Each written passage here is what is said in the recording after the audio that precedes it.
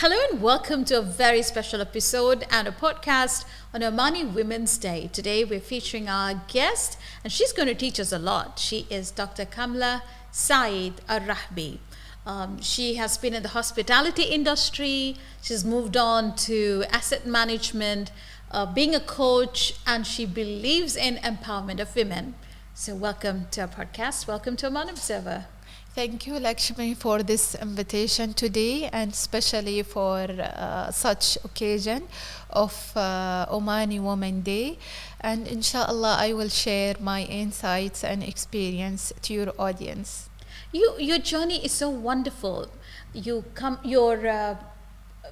brought up in Salalah, and then you came to Sharqiya, Yes. where your home is, and in that beautiful setting, you started schooling. Yes. And it was co-education in those days. Yes. And you were in a hostel because the place you were in did not have a school, so Yes.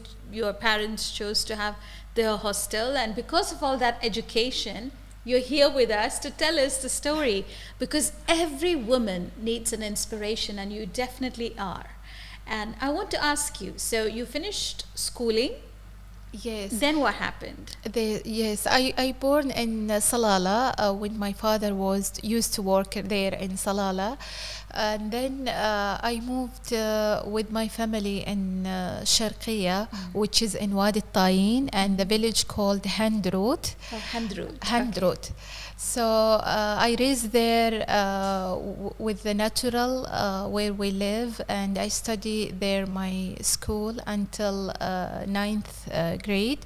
Then I moved to Ibra because it was that time not available school for high secondary school in in Wadi Tayin.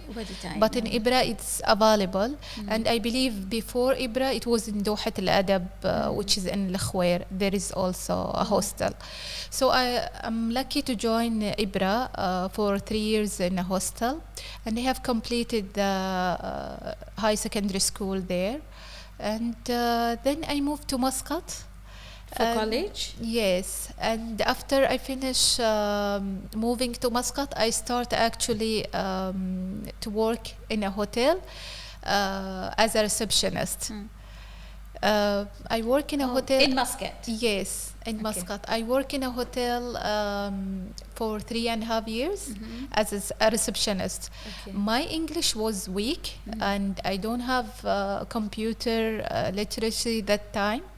But then I start to learn, to keep some amount for to continue my education. Really? Yes. That young age, you were already thinking about saving and studying. Yes, yes. Okay. So I divide my salary. It was like 175 Omani Riyal that time, and I divided to purchase a book, also to join a British Council for to learn more in English. And I help and support my family. So that small amount, it's help a lot. And also I keep for saving to purchase a small car to move in Muscat. You're so smart. Yes. All that done. So and it just went on. So Yes. you, after British Council, you moved on to study what you wanted to specialize in? And then I went, I found a job in a newspaper that Bank Muscat they need as a direct sales. So I joined Bank Muscat. I sent by fax that time. It was no email available to apply for job. So they make like 2 interview. And then finally they accepted me to work in Bank Muscat at direct sales. When I joined them, they said you will be like a leader for one region. So the people will go as a direct sales. You will receive their. Do I have that direct sales and direct leadership? So that's where you got the interest in leadership. Yes. Okay, so you've moved on from hospitality to the banking sector, and now with the banking experience, where did you go next? When did you decide you want to start learning about asset management? I start join the company called Oman Wastewater Company, which is working for wastewater project, and this was a part. It is came apart from Muscat municipality that time. Yes. To be as per his royal degree, to have a quasi government working for wastewater project. So I joined the team, and then after joining them, we start from scratch. You know that the company and the project is starting from scratch. So there is in the master plan, it's available that we should have an asset management. So I speak to my manager and I told him I need to join asset management because I read before about asset management. It is important to have in the regions, and it is a new field. And this will benefit the organization to increase the revenue, reduce the risk, and reduce the cost. So we work with the team together from multinational, and from there I like working with the multinational consultancy. You learn that culture of multinational culture. Yes. So, you know, we enhance ourselves when there is any weakness or any gap, just to go for a training or educate myself, or go for reading or watching TV, YouTube, and then enhance myself. So I enhance myself to communicate to the people, to be a good listener, to see the gap for the organization from the master plan. Where is it now? Where it will be, and how to go there. So is the capability of that organization ready to go for this or not? So if their capabilities is as per the gap, so we make an interview to the people and we see the gap, because asset management, it's international, and it is linked most of the division and department to be to speak one language together. So finance important, operation excellence is important, customer service, management, strategic management, the corporate level. So from top to down, most of the if it is core business or it is support department, it's all together important to have an asset management for the organizations. But the beauty is, today, Dr. Kamla is actually an international consultant. There are organizations who contact you from abroad if they want a project here in Oman. So this has given you a complete specialty. People think about retirement, but you actually enhanced it further, because you travel to the desert at ease, wherever in the country you're comfortable, just taking your car and taking off to the destination and looking into the asset management. But you also give to the society because you believe in empowering women, and you also coach people. Tell us about that. I've heard about this, your coaching skills. Yes, I'm actually a trainer. I give a training to government and non-government. So as per the order from the institutes, they call me to give a training, if it is in English or it is in Arabic. So in both language I can give a training. So it depends with the context of the organization, what they speak, Arabic or English.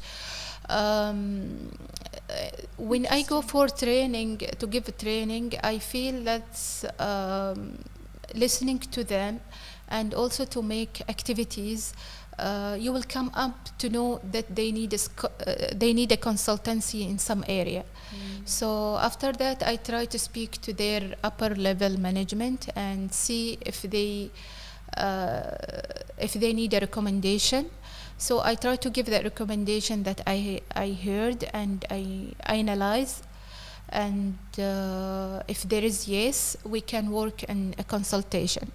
Consultancy, it's need because it's like an eye from outside for your organization, because sometimes you work as per the roadmap or about as per your business plan, but sometimes you need someone from outside to look up for the challenge. Objectively. Yes, objectively, to see the customer satisfaction, the employee satisfaction, to see the organization where they are now and where they need to be to go, and how to go there, how to reach there. So after reading even the complaint, if they have a call center and they receive a complaint, so we go through the complaints of that organization, and we sort it, we analyze from it where they have a weakness, where they have opportunity or area of improvement to go. So complaints are actually good sign that you can work on. Yes, It can be a creative process. Yes. So what you need to look, you need to see the audit reports, if there is any previous audit reports. You need to see their business plan or strategic plan if they have. You need to see the customer satisfaction survey if they done before. And you need to see the staff satisfaction survey and results, and also if there is any complaint through the social media or call center. And then you work in all of this together, and you will see, you will know the gap for that organization. Then you raise it as a recommendation to the management. They will decide, you explain to them, this is the gap and where you need to, how to go there. So you need to develop 1, 2, 3, 4 to close this gap. Wonderful. Yeah. You know, it's amazing to listen to you, and we learn so much that today it's important to have a vision, to have your dreams, because a lot of people hate criticism because they are so much into their passion and the dreams they have. But it's important to listen, and especially listen to complaints, because then you can really enhance your product, whatever, if it is a service or a product. Now, as we wrap up, what would you like to say to women? Today's Omani Women's Day. I know men and women, we're all the same, and we all need advice and inspiration. But what would you say to women? Because women's stories are different. Yes, thank you for this. And really, man and woman, they are same. We work together in most of the organization. We are equal, and we complete each other.